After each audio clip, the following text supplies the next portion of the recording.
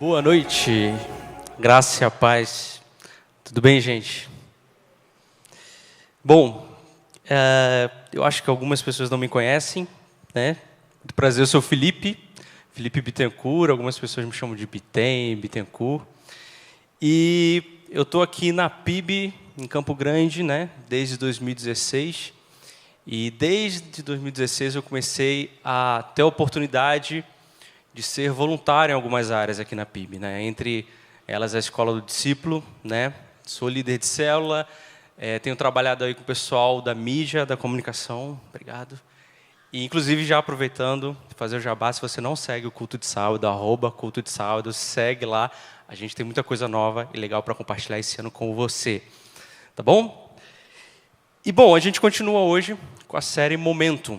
No sábado passado, a gente teve a oportunidade de falar um pouquinho sobre visão, né, a razão, aquilo que Deus gera no coração dele, ele sonha com uma obra, com algo que precisa ser feito, e ele escolhe pessoas, e ele compartilha aquilo que está no coração dele, e a pessoa começa a sentir esse ímpeto, essa coisa irresistível de caminhar, de andar, de se mover em direção a uma obra, uma promessa, uma visão que Deus compartilhou com essa pessoa.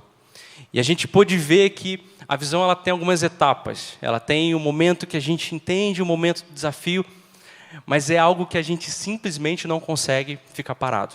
É algo que a gente vê acontecendo e a gente fala, eu preciso trabalhar em cima disso. Eu preciso resolver essa situação. Eu preciso fazer isso. Eu não consigo dormir à noite, eu não consigo simplesmente olhar para isso e ver como está. Eu preciso transformar essa situação. E essa é a razão, é a visão, é o que Deus está compartilhando conosco, é o que Deus fala conosco. Mas é impossível você ter uma visão e você caminhar em cima dessa visão em direção a ela se você não tiver fé. É impossível isso acontecer. É impossível. E hoje eu quero falar justamente, como vocês já viram aí no culto, como vocês já viram aí na intercessão e tudo que a gente falou, nós vamos falar sobre fé. Só segundo episódio dessa série. E a visão, ela depende da fé para acontecer. Os frutos da sua visão são consequência do tamanho da sua fé. Os frutos que você gera a partir daquela visão que você caminha em direção a ela. Os resultados disso dependem do tamanho da fé que você tem. E você pode sim conquistar a visão que Deus tem para a sua vida e aquilo que Ele colocou no seu coração. Com uma fé pequena, com uma fé grande. Isso vai acontecer. Mas os resultados que vão vir, os frutos que vão vir, dependem muito do tamanho da sua fé. E eu queria começar com esse versículo. Jesus, ele fala assim, respondeu Jesus. Não precisa abrir, tá? Depois você vai abrir lá em Hebreus 11, já se quiser abrir, já pode deixar aberto aí no seu colo. Mas em Mateus 11, 22 e 23, Jesus fala assim, tenham fé em Deus. Eu lhes asseguro que se alguém disser a este monte, levanta-se e atire-se no mar, e não duvidar em seu coração, mas crer que acontecerá o que diz, assim lhe será feito. Então Jesus ele está com os discípulos e ele chega e fala, olha, se vocês tiverem fé, vocês podem dizer a essa montanha para ela se lançar no mar e ela vai sair da frente de vocês. E os judeus, eles faziam algumas analogias, e a analogia sobre problemas era sempre um monte. Então o que Jesus está falando aqui, em Mateus 11, 22, ele está falando, olha, se aparecer um problema na sua frente, mesmo que ele seja do tamanho de uma montanha, se você tiver fé, você pode dizer a esse problema que saia da sua frente, e ele vai sair. E quem não quer viver assim? Quem não quer ter esse tipo de fé? Imagina, você está com algum problema na sua família, problema financeiro, e você simplesmente olha para aquele monte e fala assim, sai da minha frente. Quem não quer viver dessa maneira? Todo mundo quer ter esse poder de mover montanhas, de mover problemas, de tirar essas coisas da sua frente, isso que te impedem. Imagine se você tivesse uma fé que você pudesse viver além das possibilidades. Imagine o que você faria. O Yuri comentou, né? Se você tivesse todo o dinheiro do mundo, o que você faria? Se você tivesse toda a fé do mundo agora, nesse momento, e pudesse fazer o que você quisesse, o que você faria? Quais seriam as suas possibilidades? E a fé, ela acaba com o medo. E o medo acaba com a fé. São duas coisas que se batem de frente. E aí eu vou para o nosso texto principal e eu queria que você abrisse aí e lesse comigo lá em Hebreus 11, 29. A gente vê o autor de Hebreus falando de uma galeria de heróis, que ele vai chamar a galeria de heróis da fé, e ele fala de vários nomes. Se você ler o capítulo, você vai vendo todos esses nomes. E no versículo 29, ele fala assim: pela fé o povo atravessou o Mar Vermelho, como em terra seca. Mas quando os egípcios tentaram fazê-lo, morreram afogados. Pela fé, caíram os muros de Jericó, depois de serem rodeados durante 7 dias. Pela fé, a prostituta Raabe, por ter acolhido os espiões, não foi morta com os que haviam sido desobedientes.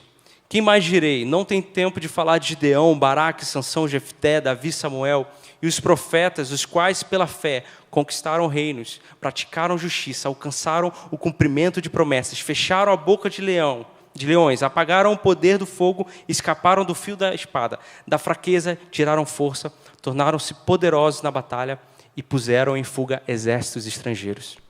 Isso tudo eles fizeram com a fé. Imagina se você tivesse essa fé. Essa fé que você pudesse simplesmente fugir de qualquer inimigo ou da fraqueza você tirar força. Imagine se você tivesse a fé de derrubar muralhas, de atravessar o mar. Imagine se você tivesse essa fé.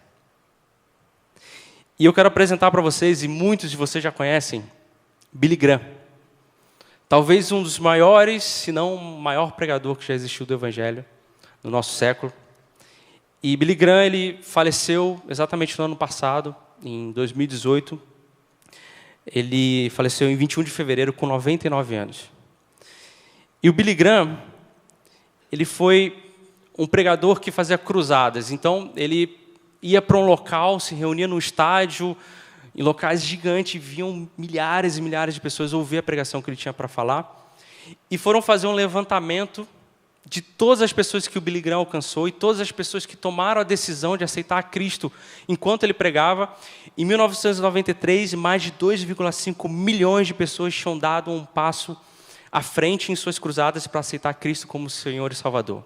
2,5 milhões de pessoas tinham aceitado Jesus em suas cruzadas.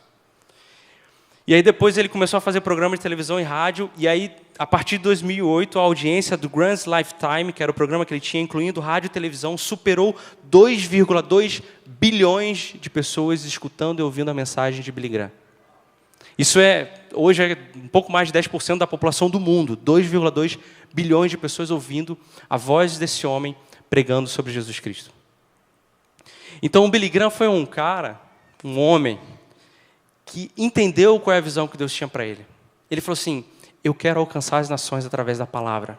Eu quero usar a minha voz como instrumento para alcançar o coração de cada pessoa desse mundo. E ele teve a fé grande o suficiente para entender que ele podia fazer o impossível. E ele fez. Imagina alcançar 2,2 bilhões de pessoas ouvindo desde 2008. Não foi um dia, não. Isso são pessoas ouvindo desde 2008 o programa que ele tinha. Então, o tamanho da sua fé são os resultados que você vai ter em direção à sua visão. Sem fé, você não consegue alcançar tudo aquilo que Deus tem para você. Sem fé, você não se move. Você fica paralisado. Você fica... Já viu aquela varinha, aquelas pessoas que ilustram alguns cartoons da academia, que tem uma varinha, um chocolate, você fica na esteira correndo, e você nunca consegue alcançar o chocolate?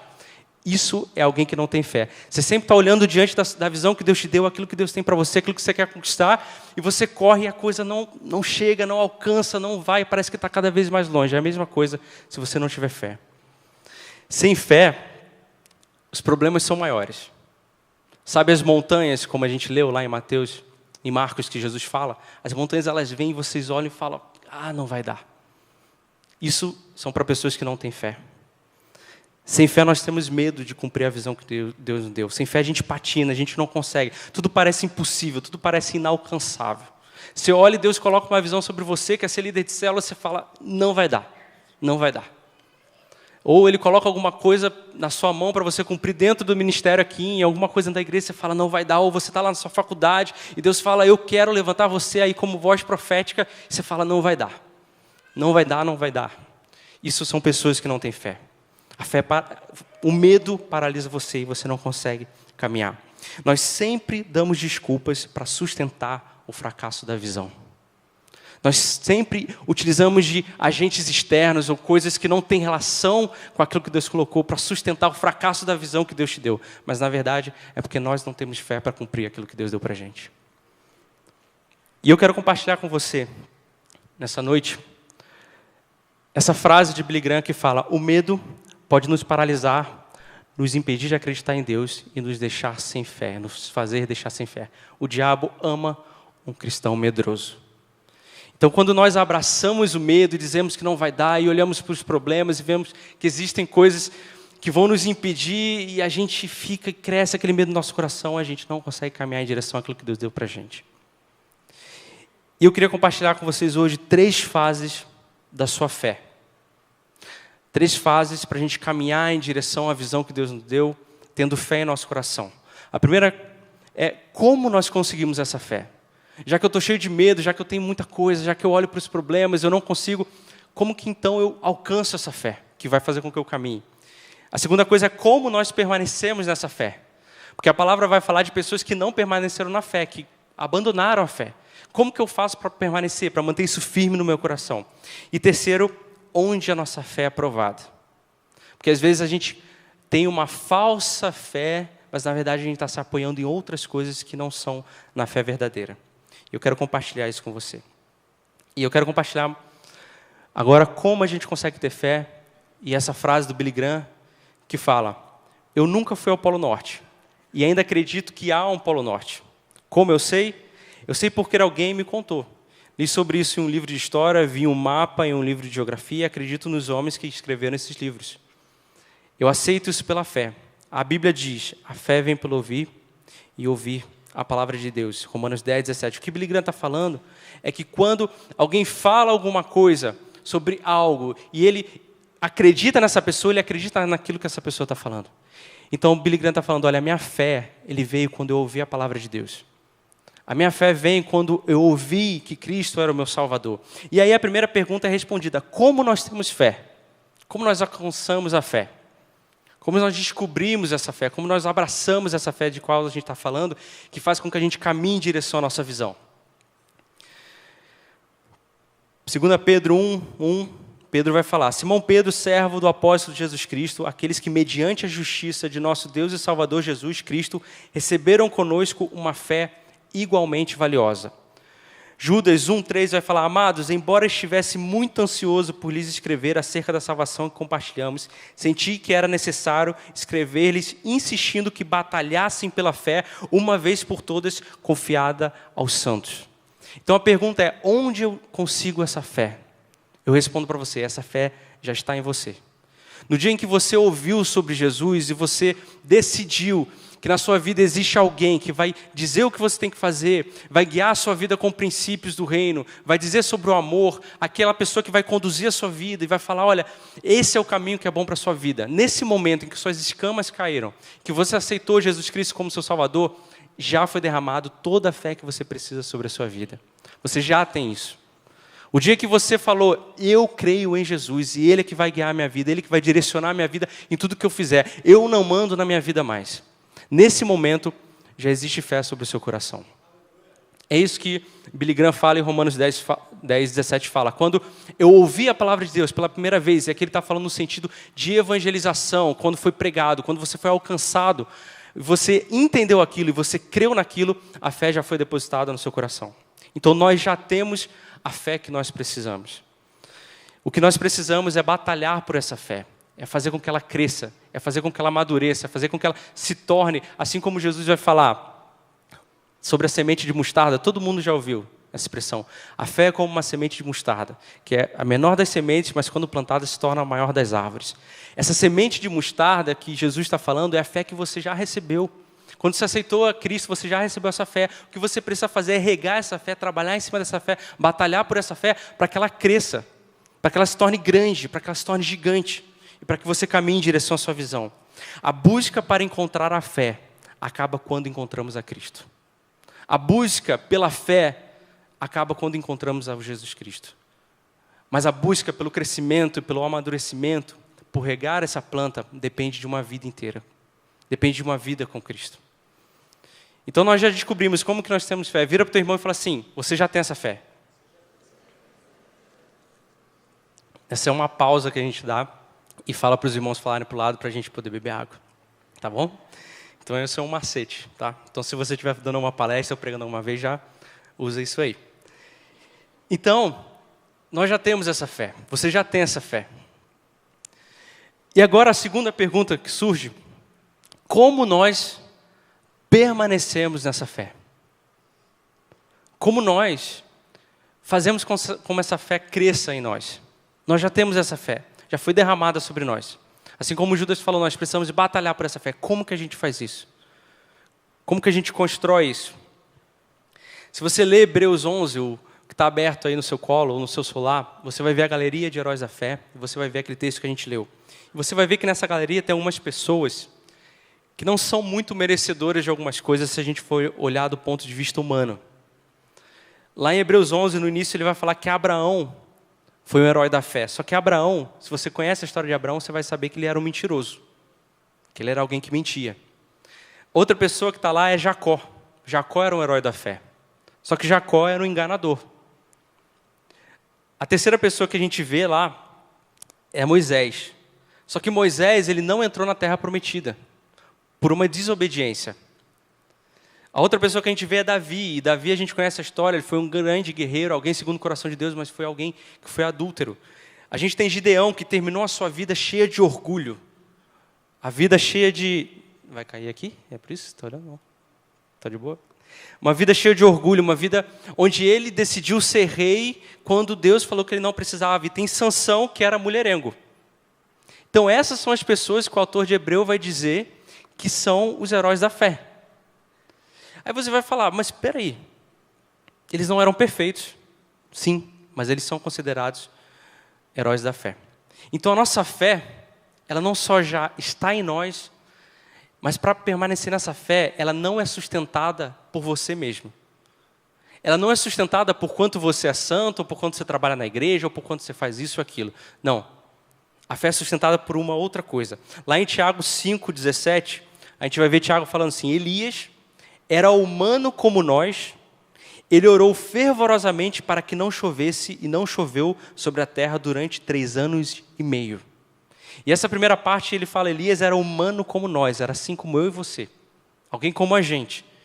E ele orou, e não choveu por 3 anos e meio. Será que nós temos fé suficiente para orar sobre Campo Grande e falar, não vai chover, ou vai chover por 3 anos e meio, ou por qualquer outra coisa parecida? Sendo que a palavra de Deus fala que ele era humano como nós. Deus usou pessoas cheias de erro, cheias de pecado, e Deus usa a gente também. Isso é uma prova de que Deus continua usando a gente e vai continuar usando a gente, mesmo a gente estando cheio de erros, cheio de pecado, porque a fé, ela não está baseada em você mesmo. Ela não está sustentada em você mesmo. Isso é maravilhoso, porque se fosse sustentado em mim ou em você, a gente ia quebrar a cara, porque a gente falha, a gente peca, e você sabe disso muito melhor do que eu mesmo te conheço, você se conhece, eu me conheço, eu sei que se a fé fosse sustentada por quem eu sou, eu nunca ia alcançar a visão de Deus, eu nunca ia alcançar aquilo que Deus tem para a minha vida, porque eu falho, eu erro e eu peco, mas Deus continua usando aqueles que são pecadores, aqueles que são falhos, porque a fé não está sustentada em nós mesmos. A fé, como muitos dizem aí, não é um salto no escuro. A fé não é algo que eu escolho e eu olho e eu vou pular e eu vou saltar e a coisa vai acontecer, eu vou descobrir dentro de mim as respostas, eu vou descobrir dentro de mim aquilo que é verdadeiro. Isso é uma mentira. A fé não é isso. Você conquistar aquilo que Deus tem para a sua vida não é descobrindo dentro de você mesmo, ou olhando para você mesmo, ou olhando para os seus sentimentos ou para o seu intelecto. A fé não faz isso. Quando você faz isso, você está se apoiando em algo que é fraco, que é em você mesmo. E você sabe que você é fraco e pecador. Nós sabemos que nós somos fracos e pecadores. Em 2 Coríntios 5,17, o apóstolo Paulo vai dizer, porque vivemos por fé e não pelo que vemos.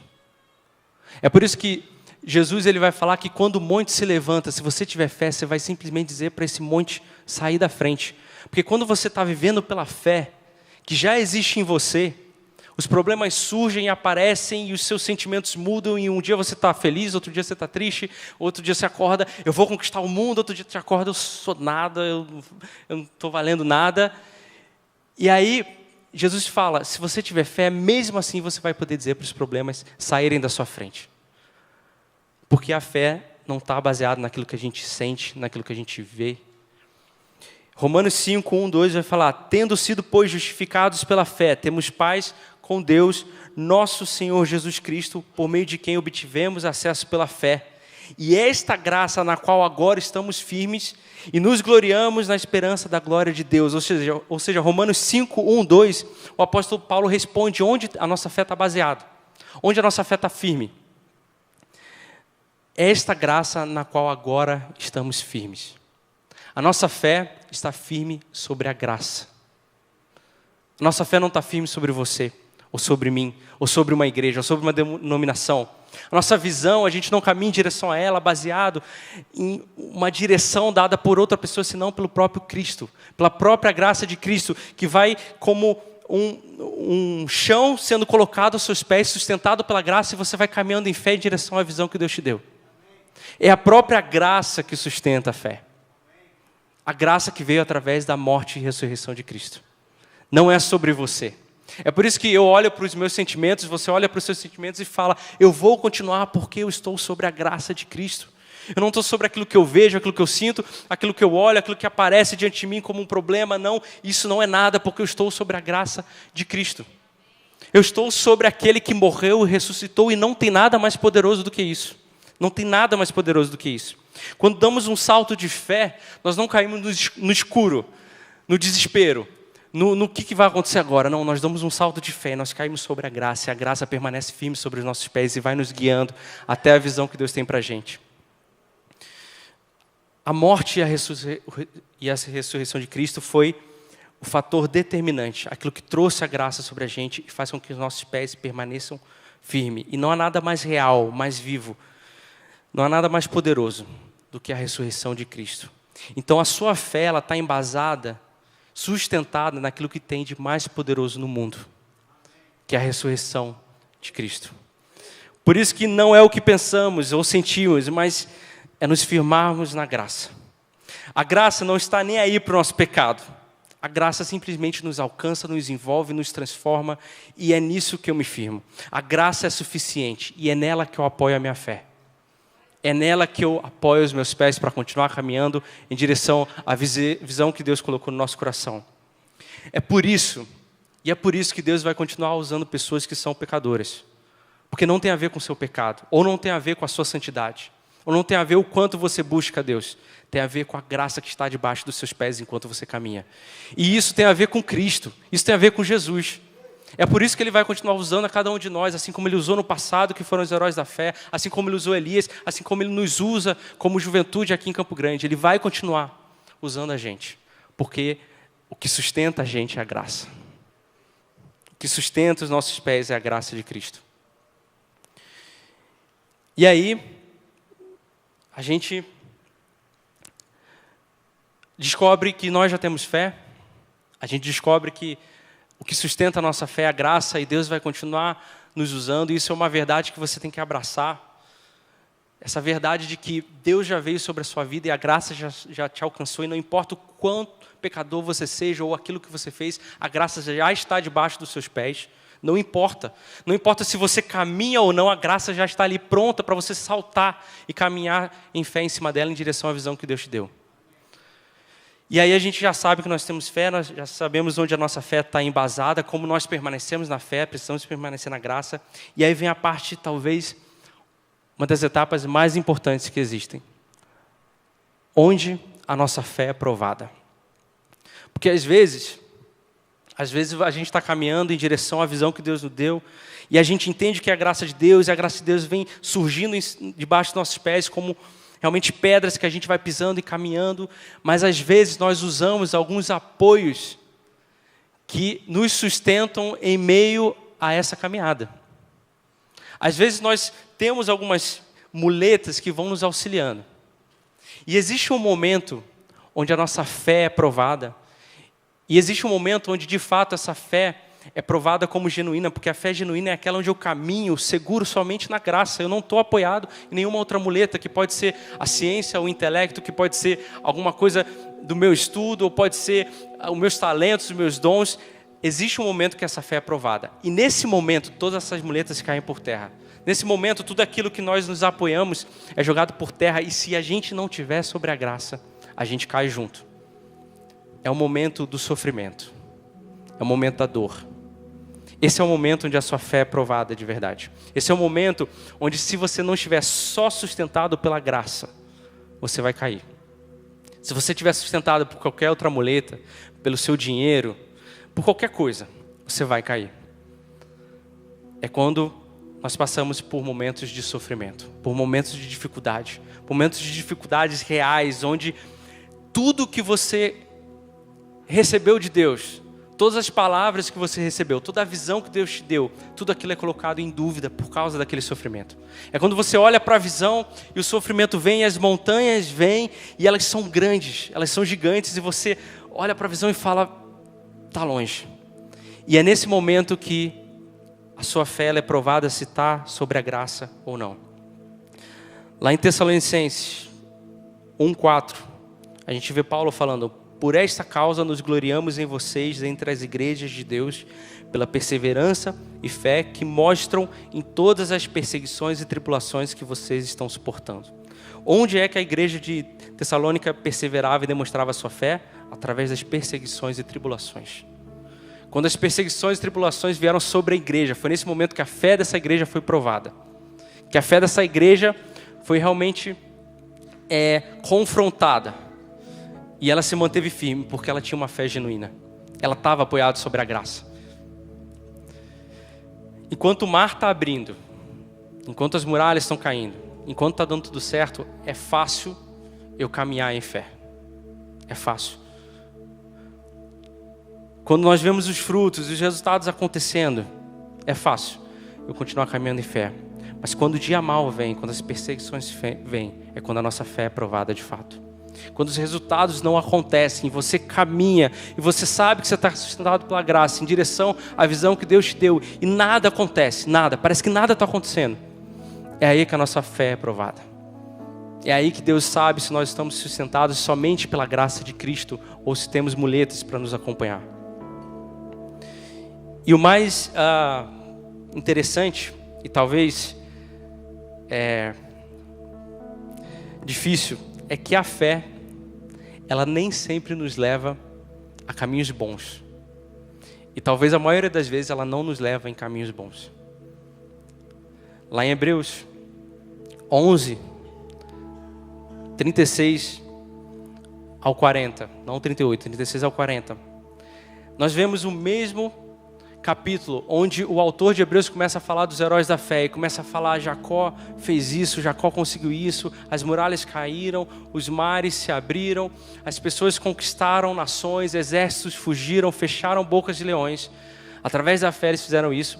E aí no versículo 36 ele continua: outros, também através da fé, outros enfrentaram zombarias e açoites, outros ainda foram acorrentados e colocados na prisão, apedrejados, cerrados ao meio, postos à prova, mortos a fio de espada, andaram errantes, vestidos de pele de ovelhas e de cabras, necessitados, afligidos e maltratados.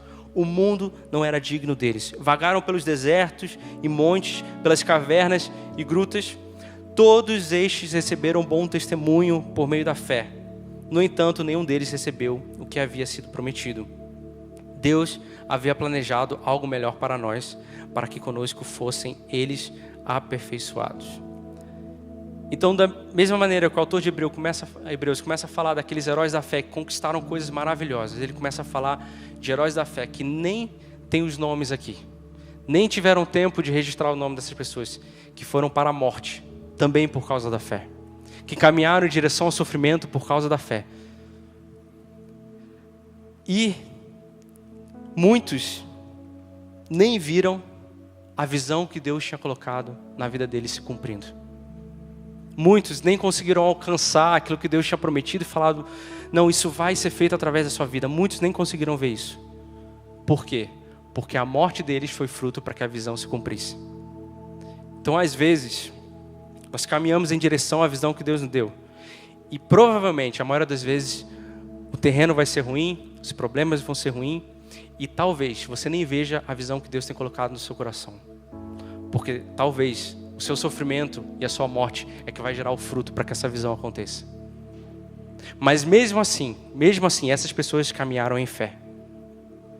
E é uma fé que, se você parar para pensar, não tem lógica nenhuma. Como que alguém caminharia em direção à própria morte ou ao próprio sofrimento?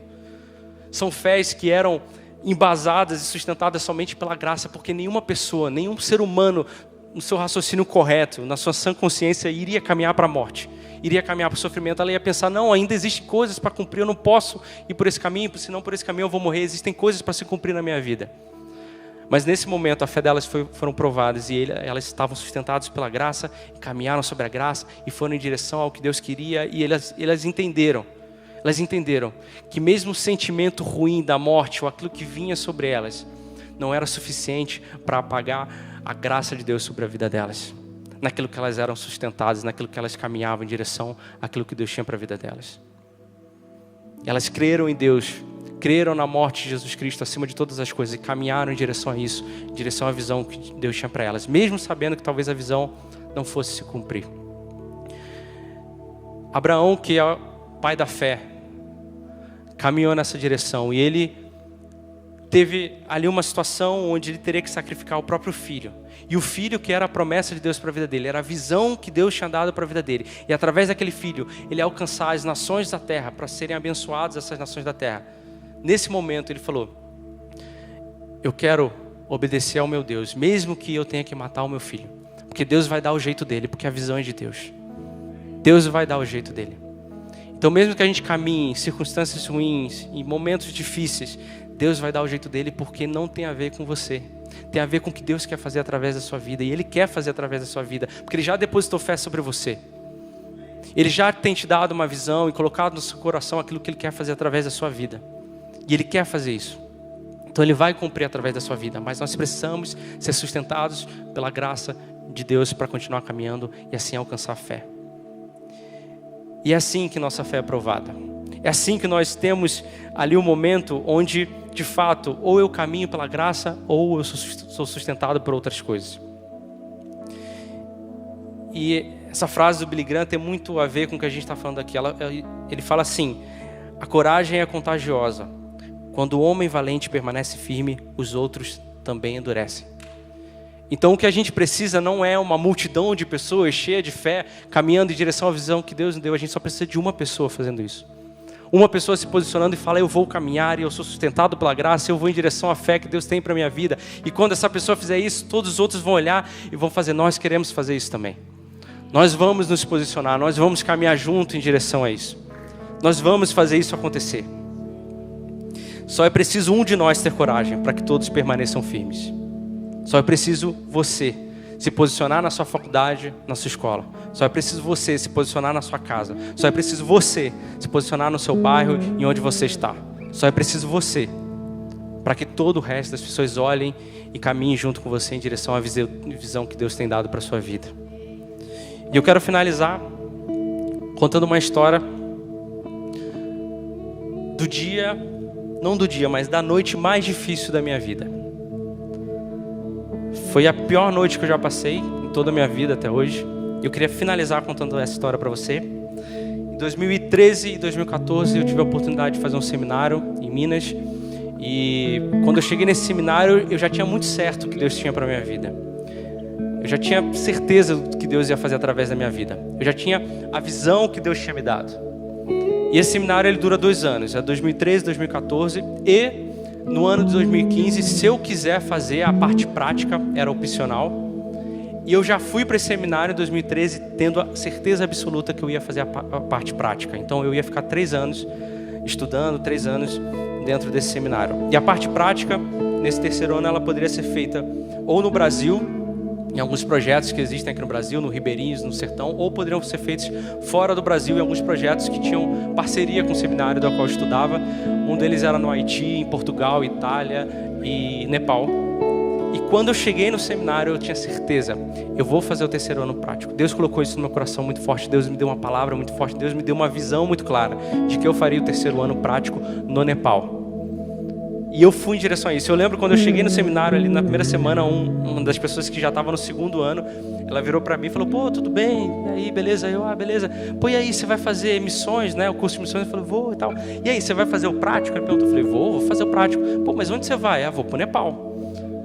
Aí aquela pessoa, poxa, legal. Sabe quando a pessoa não acredita em você, quando você fala? Tipo, legal, vai lá. E aí eu fui pro Nepal e voltei. E quando eu voltei, eu encontrei essa mesma pessoa e ela virou para mim e falou assim, nossa, lembra aquela vez que você me falou que você ia pro Nepal 3 anos atrás? Na verdade, eu não acreditei em você. Mas não é que você foi? Eu falei, pois é.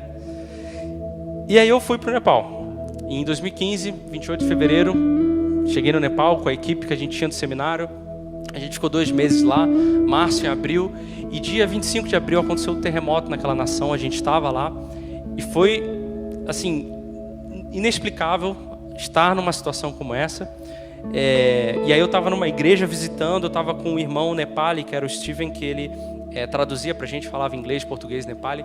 E aí aconteceu o terremoto, coisa tremenda, a gente se jogou no chão, se reuniu com a igreja, fugiu das paredes, aí o terremoto parou, a gente se levantou, e isso eu estou contando bem rápido, tudo que aconteceu. E a gente subiu na moto e foi em direção à nossa casa, porque a gente queria encontrar o resto da equipe, só estava eu na igreja, para ver se estava todo mundo bem.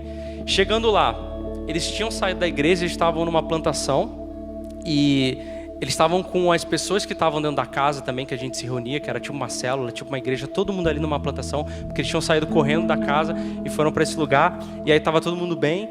Aí aquele dia foi uma loucura, a gente foi para o hospital, foi um dia terrível, assim, foi um dia que eu vi muitas coisas acontecendo. Se eu não me engano, até então o último dado que a gente tinha era que mais de 200 mil pessoas morreram nesse terremoto. E a parte mais afetada do terremoto foi o centro, justamente onde tinha muitas montanhas, onde as pessoas viviam nas vilas e as pessoas não tinham nenhuma condição de construir casa, e tudo isso foi destruído, as pessoas perderam tudo. E foi um dia terrível. E aí, a minha primeira noite, após o terremoto, a gente não podia dormir em casa. A gente teve que dormir na plantação, a gente tirou os colchões, jogou na plantação, fez uma tenda improvisada, deitou ali, passou a noite ali, eu, a equipe e todo o pessoal que estava na nossa casa. A gente meio que adotou todo mundo, né? Vamos dormir junto aqui. Só que depois de um terremoto grande, existe o que eles chamam de aftershocks, que é algumas tremidas na terra. A terra continua tremendo bem pouco, e a gente está ouvindo um rumor de que teria um segundo terremoto ainda pior. Então a gente passou a noite toda deitado no colchão, e durante a noite a gente ficava sentindo assim, tremendo, como se o colchão fosse com massagem, sabe? Mas não era. E assim, a gente acordava toda hora. Mas essa não foi a pior noite da minha vida. A gente acordou, no dia seguinte a gente passou, deu tudo certo, a gente ajudou no hospital, fez muita coisa. E aí à noite, a gente ia voltar lá para nossa mansão, né? Uma tenda e os colchões para dormir. Começou a chover e choveu muito. Tudo que a gente tinha molhou. A gente ficou todo encharcado. A gente tentou pegar tudo, jogar para casa. A gente ficou na varanda de casa com tudo encharcado. E isso já era tarde, bem tarde. E a gente não podia dormir em casa, porque eu ainda continuo a tremer. A gente estava com medo de dormir em casa, porque a gente ouviu histórias de pessoas que dormiram e a casa caiu, enfim, e morreram. A gente não queria. E aí chegou uma picape da Menina dos Olhos de Deus, do projeto da qual a gente trabalhava, com o tio Lucas. Chegou lá, nos salvou, falou, vamos dormir lá, porque a gente está num local que está de boa, é tranquilo. A gente jogou tudo da picape, tudo molhado, chovendo muito. A gente chegou lá e a gente viu uma quadra imensa, que tinha a telha de zinco, que todo mundo dormindo na quadra. A gente falou, pô, beleza, a gente vai poder dormir tranquilo aqui, em paz, tá de boa. Só que estava lotada a quadra e não tinha mais espaço pra gente, e só tinha um lugar pra gente dormir, que era um lugar fechado, do lado da quadra. Aí a gente foi para esse lugar, botou papelão no chão, deitamos todos molhados, e foi aí que eu passei a pior noite da minha vida, porque a gente estava com muito frio, totalmente desconfortável, e o chão não parava de tremer, e toda vez a gente acordava com susto, ficava em pé para sair correndo, porque a gente estava com medo de desmoronar aquele lugar sobre a gente. E aí a gente estava exausto, a gente não conseguia dormir, ficava toda hora acordando do susto, cochilava, acordava com a terra tremendo. E aí, na manhã seguinte, a gente se reuniu e a gente estava destruído. E a gente estava com muito medo, muito medo, porque começou a surgir boatos que ia haver cólera, né? Porque às vezes, como tem muita gente que morre, aconteceu isso no Haiti, não tem onde jogar os corpos, e aí começam alguns surtos, algumas coisas, epidemias acontecendo, e aí estava com essa epidemia, a gente já estava sem água, já estava sem energia, e a gente ficou com muito medo, e a gente se reuniu como equipe, e a gente tinha uma visão muito clara que Deus tinha dado pra gente, mas a gente estava com muito medo. E a gente falou, o que nós vamos fazer? Porque nós temos a possibilidade de ir embora agora, se a gente quiser, ir para casa. E aí eu virei para a equipe e eu falei, olha, nós podemos ir para casa e nós estamos com muito medo, mas Deus nos deu uma visão. Deus colocou algo no nosso coração. E Deus colocou algo no nosso coração de que o nosso tempo aqui é até novembro, não é agora em abril. E por mais que a gente esteja cheio de medo e não saiba o que vai acontecer com as nossas vidas, a gente vai permanecer aqui até o fim. Porque nós estamos embasados na graça de Cristo. E ela é suficiente pra gente. E ela é suficiente. E por causa desse terremoto, as portas do Nepal se abriram e a gente alcançou lugares que a gente nunca iria alcançar se não tivesse acontecido isso. A gente alcançou vilas que nunca tinham ouvido falar de Cristo, porque a gente foi levar alimentos e medicamentos para essa vila e a gente encontrou ali pessoas que nunca tinham ouvido falar de Jesus. E a gente pôde começar uma igreja ali e a gente conseguiu reconstruir casas de pessoas que perderam tudo numa outra vila, várias casas. E a gente pôde fazer muita coisa através da fé que Deus tinha colocado no nosso coração. E olha, não tem a ver comigo, porque eu tenho certeza que se fosse se apoiar no que eu penso, eu não decidiria ficar lá. Ou qualquer um de nós, foi apoiado na própria graça. E a nossa fé foi provada naquele momento, e a gente permaneceu firme, e a gente colheu os frutos da fé. E a gente completou a visão que Deus tinha pra gente naquele local. A gente colheu os frutos daquele local, e até hoje, frutos nascem naquele local por causa desse período que a gente passou ali, e não tem a ver com a gente. Não tem a ver. Porque nós somos pecadores, nós somos nada. Tem a ver com a graça de Cristo que está sobre nossos pés e que a gente caminha em direção à visão que Ele colocou na nossa vida. E eu queria que você ficasse de pé para a gente orar e finalizar. E eu quero compartilhar com você e orar junto com você a visão que Deus tem colocado para a gente. E eu quero dizer que nós precisamos de pessoas que permaneçam firmes e caminhem junto com a gente em direção a essa visão que Deus tem colocado pra gente aqui como igreja. Primeira Batista, juventude da Primeira Batista, culto de sábado. Deus colocou uma visão em nosso coração. E ela não tem a ver com a denominação batista, ela tem a ver com aquilo que Deus quer fazer nessa nação, nesse estado. Transformar a vida de pessoas. Deus colocou essa visão no nosso coração. E a gente quer caminhar, a gente quer pessoas que caminhem junto com a gente em direção a essa visão, firmes numa fé genuína na graça de Deus, sabendo que mesmo pecadores, mesmo errando, mesmo como líderes dessa igreja, ou líderes de célula, ou você com seu irmão, você vai errar. Mesmo errando, Deus vai continuar nos usando, porque é por causa da graça dele. É por causa da cruz de Cristo. E é nessa graça que nós nos apoiamos e caminhamos em direção a essa visão. Então Deus tem nos dado uma visão. Nós queremos caminhar juntos em direção à visão que Deus tem nos dado. Essa visão é muito clara. É transformar uma geração de jovens que vivem nessa cidade, através da faculdade, das escolas, ou de qualquer lugar que a gente possa alcançar essas pessoas. Mas para isso nós precisamos estar firmes na fé, sobre a graça. E quando o dia mal vier, e ele vai vir, e talvez ele seja devastador, a nossa fé permaneça, os frutos permaneçam, porque é a graça que nos sustenta e não há nada mais poderoso que a própria graça de Cristo. E eu quero orar com você. Feche seus olhos, vamos orar juntos. Comece a falar de Deus para que essa fé que já existe em nosso coração, que já foi depositada, assim como a gente viu, que essa fé possa crescer, que essa fé possa amadurecer, que essa fé possa ser transbordante, que essa fé ela venha chegar mesmo a lugares altos. Comece a orar isso. Essa fé já existe em nós, essa fé já foi colocada no seu coração. E que essa fé seja genuína, que venha os dias maus, para que essa nossa fé seja provada, para que a nossa fé seja sustentada somente por causa da graça. Deus, nós estamos aqui, queremos nos colocar diante do Senhor, dizer mesmo que nós somos nada diante do Senhor, nós somos pecadores, fracos, assim como todos esses heróis da fé que Hebreus fala, nós somos desse jeito. Nós às vezes nos apoiamos na nossa inteligência, no nosso dinheiro, nós às vezes nos apoiamos nos nossos sentimentos, mas Deus, nós queremos nos apoiar na graça de Cristo, na ressurreição de Cristo que veio sobre nós e na graça no qual nos caminhamos em direção à visão que o Senhor nos deu. Nós te pedimos que o Senhor gere em nós esse desejo de dar o primeiro passo, de que o medo não nos impeça, de que o medo não nos bloqueie. Nós queremos te pedir, Deus, que o Senhor venha sobre nós, para que a gente possa ter mais entendimento sobre a sua graça e caminhe nisso, em direção à visão que o Senhor tem nos dado, em direção àquilo que o Senhor tem nos dado. Deus, nós queremos caminhar sobre a tua graça, com uma fé genuína, como a fé gerada no teu coração e derramada sobre nós, que a gente possa caminhar sobre isso e nada mais além disso. Em nome de Jesus. Amém. Amém.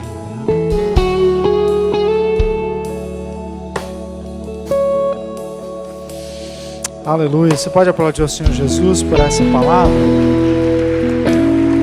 Glória a Deus. Obrigado a Deus porque o Senhor tem nos feito ouvir a sua voz. E a fé vem pelo ouvir e ouvir a palavra de Deus. Se alguém carece de fé, peça ao Senhor que dá livremente a todos que lhe pedem o seu Espírito Santo. Ouça a voz de Deus. Aplique-se em ouvir o que Deus tem a dizer. E a fé virá em nome de Jesus. Pai, te agradecemos por essa palavra e continuamos o nosso culto. Nesse momento nós queremos consagrar ao Senhor a ceia que vamos celebrar. A ceia que é o memorial da tua morte, da tua ressurreição, que aponta para nós que a nossa vida tem um início não quando nós nascemos, mas quando o Senhor deu a sua vida por nós. Ali a nossa vida começou. Nós temos também um destino, que é encontrar o Senhor, ó Deus, e viver contigo e gozá-lo plenamente e eternamente. E ó Deus, tudo isso que nós falamos aqui, tudo que ouvimos, tudo que podemos viver, tudo que está diante de nós, todos os sonhos que o Senhor tem para cada um de nós e para nós como comunidade, tudo isso só é possível pelo sangue e pelo corpo. O sangue que foi derramado e o corpo que foi partido. Obrigado, Senhor. Nós vamos tomar a ceia do Senhor agora. E o pessoal está ali no fundo para distribuir os elementos. Nós vamos ficar em pé. E à medida que os elementos forem passando, que você pegar o seu pão e pegar o cálice, você então pode se assentar. Então vamos ficar em pé. À medida que você for pegando, você pode se sentar. Quem é que toma a ceia do Senhor? Quem é que pode tomar a ceia do Senhor? Aquele que já é do Senhor. Aquele que se converteu a Jesus, que já é batizado nas águas, aquele que está em plena comunhão com a sua igreja, né? Se você não é daqui, é batizado numa outra igreja, deseja celebrar a ceia conosco, fique à vontade. Nós jamais vamos retirar a bandeja de alguém. Não somos nós que dizemos se você deve participar ou não. A Bíblia diz: examine-se, pois, o homem a si mesmo, e então coma e beba.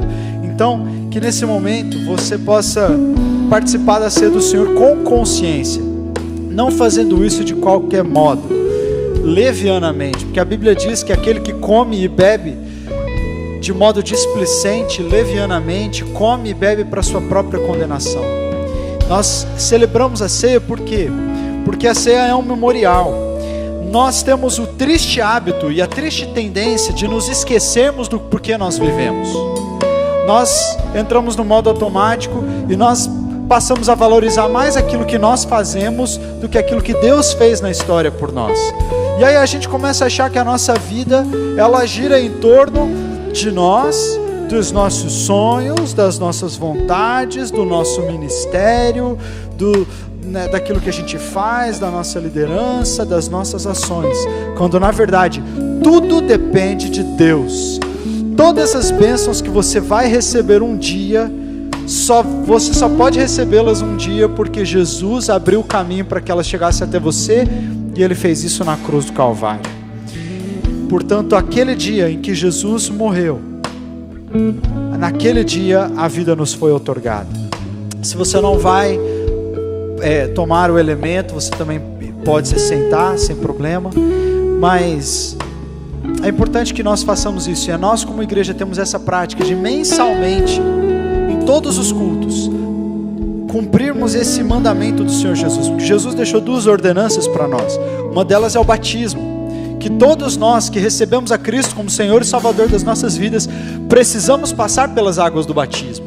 E quando nós passamos pelas águas do batismo, nós estamos trazendo para o mundo uma realidade que ela já é perene na nossa vida. A realidade de que nós morremos para nós mesmos e agora vivemos para Deus. Nós temos uma outra vida. Nossa vida começou do zero. Essa é uma ordenança de Jesus. E a outra ordenança é a celebração da ceia. Nós celebramos a ceia nos lembrando da morte de Jesus e anunciando-a até que Ele venha. Porque quando nós comemos desse pão e desse cálice, nós estamos dizendo que a história não acaba aqui. que nós estamos num grande movimento. Um Deus que entrou em movimento para nos alcançar e nos salvar, e nós estamos dentro desse movimento divino e estamos caminhando até o dia que o encontraremos e seremos como Ele é. É por isso que nós celebramos a ceia. E agora que todos praticamente já estão recebendo os elementos, eu quero convidar você a fechar os seus olhos. E eu quero convidar você a refletir na sua vida. O ano começou há alguns dias. E talvez você já esteja frustrado consigo mesmo. Talvez você já tenha olhado e falado assim: puxa vida, eu continuo preso pelo desânimo, continuo triste, continuo preso pelo pecado, continuo, sei lá, meio morto por dentro, continuo invejoso, continuo mentirosa. Senhor Jesus, tenha misericórdia de mim. Esse é o momento de acertar o teu coração, de acertar a tua vida. Deus não quer que você vá embora daqui do mesmo jeito que você entrou. Deus quer que você vá embora daqui sabendo que hoje, ainda que você esteja se sentindo assim, Deus tem uma mensagem para o teu coração. E a mensagem de Deus para o seu coração é: você é meu filho, você é minha filha, eu amo você, eu vou continuar investindo em você, eu continuo derramando graça e favor sobre você. Este cálice representa isso. O pão que você tem nas mãos representa isso. Que eu renovo sobre você o meu amor todos os dias. Eu atualizo o meu amor sobre você todos os dias. Então não importa se é dia 13 ou dia 12 de janeiro, não importa. A minha graça permanece sobre você e você vai poder construir a sua vida na minha graça, porque a minha graça não falta. Você vai poder construir a sua vida e o seu 2019 como um ano de vitória, de bênção e de crescimento. Porque não é sobre você, é sobre a minha graça. Não é sobre a sua fidelidade, mas é sobre a minha fidelidade. E o meu Espírito está aqui nessa noite para dizer para você que um novo começo é sempre possível em Deus. Nunca é tarde para recomeçar em Deus. Se você tem aí o seu cálice, o seu pão, quero convidar você a ficar de pé agora no seu lugar.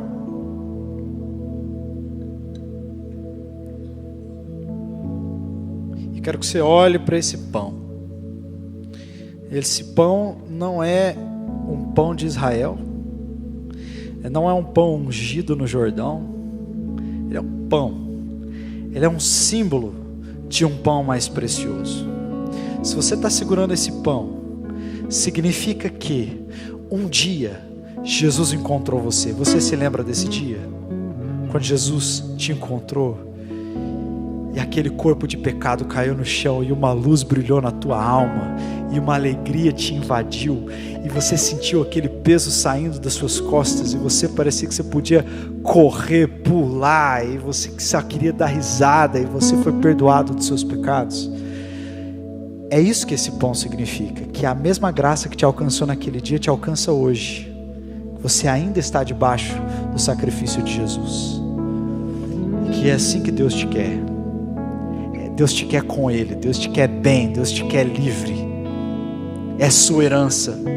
Se você está segurando esse pão, significa que você tem uma herança em Deus. Não pare até você gozá-la completamente. Na noite que foi traído, Jesus tomou o pão e partindo disse: esse é o meu corpo que é partido por vós. Fazei isso todas as vezes que comerdes em memória de mim. Em memória de Jesus, coma o pão.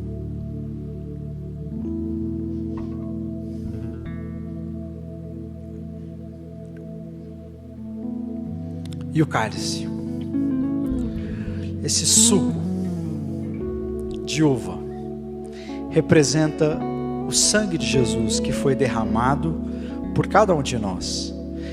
E nós vamos beber esse suco como um símbolo também da completa limpeza que o sangue de Jesus faz nas nossas vidas. Estar em Cristo não é frequentar a igreja. Estar em Cristo não é vir ao culto. Estar em Cristo significa que Ele se tornou parte de mim e é impossível que eu seja separado dele novamente. É como este pão e é como este cálice, que no momento que você ingere, ele vira alimento, o seu organismo degrada esse alimento, transforma ele em substâncias que vão para dentro das suas células, e aí não tem mais como tirar depois. Ele vira seu alimento, vira sua força, ele vira combustível para o seu corpo. Estar em Cristo é isso, é você se alimentar de Deus, se alimentar de Jesus, da comunhão com Ele, até que Ele se torne um com você, Ele se torne a própria energia do seu corpo, seja impossível depois tirá-lo. É para isso que Ele morreu, para se tornar um com você. E quando nós tomamos desse cálice, é isso que nós estamos dizendo: Senhor Jesus, eu quero ser um contigo sempre. Eu quero que o teu sangue seja o combustível da minha vida, que o teu perdão seja aquilo que me faz despertar todas as manhãs com um sorriso no rosto. Eu quero que o teu perdão seja aquilo que me garante que o meu dia, ainda que eu não saiba o que vai acontecer, eu sei que o seu sangue está sobre mim. O meu dia não é determinado pelas minhas incertezas, a minha vida é determinada pela minha certeza, e o teu sangue está sobre mim, por isso eu posso crer. De igual modo, tomando o cálice, Jesus disse: esse é o meu sangue, é o sangue da nova aliança, que é derramado por vós. Fazei isso todas as vezes que beberdes em memória de mim. Em memória de Jesus, torne-se um com Ele.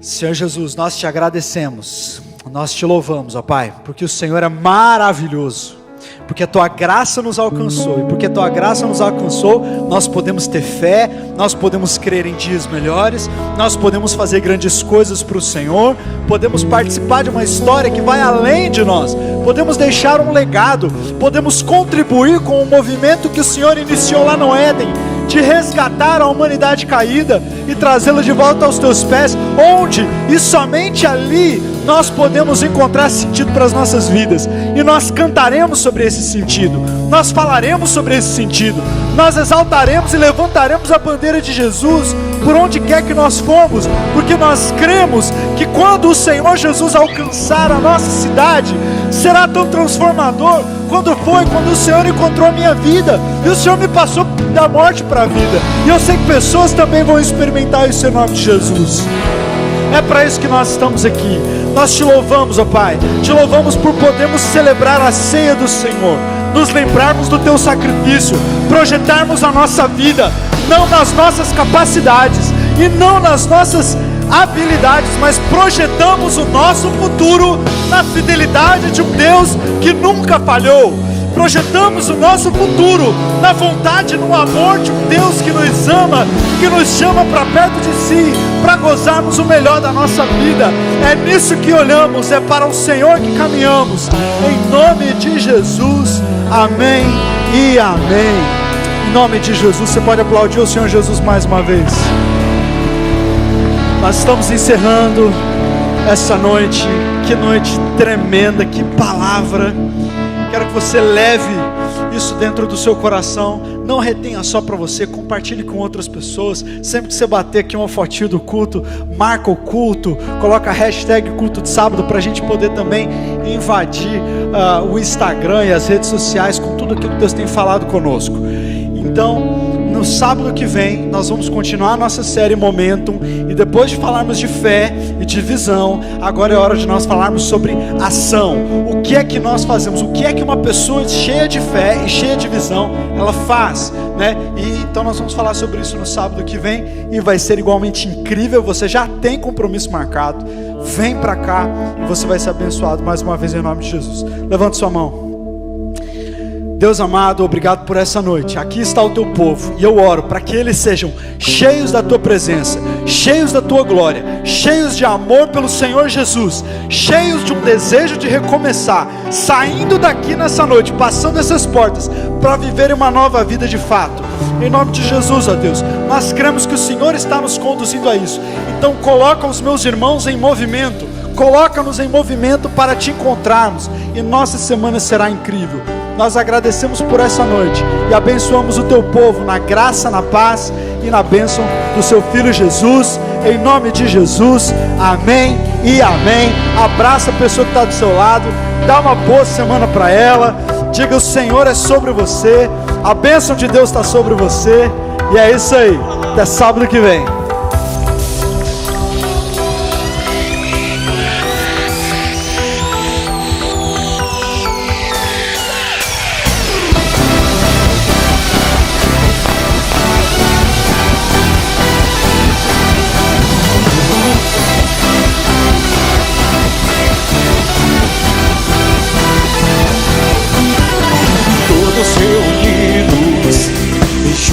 Em um só lugar a congregar, vai começar a festa, e Deus está nesse lugar, veio habitar. No meio dos louvores do seu povo, no meio dos louvores do seu povo, no meio dos louvores do seu povo, no meio dos louvores do seu povo.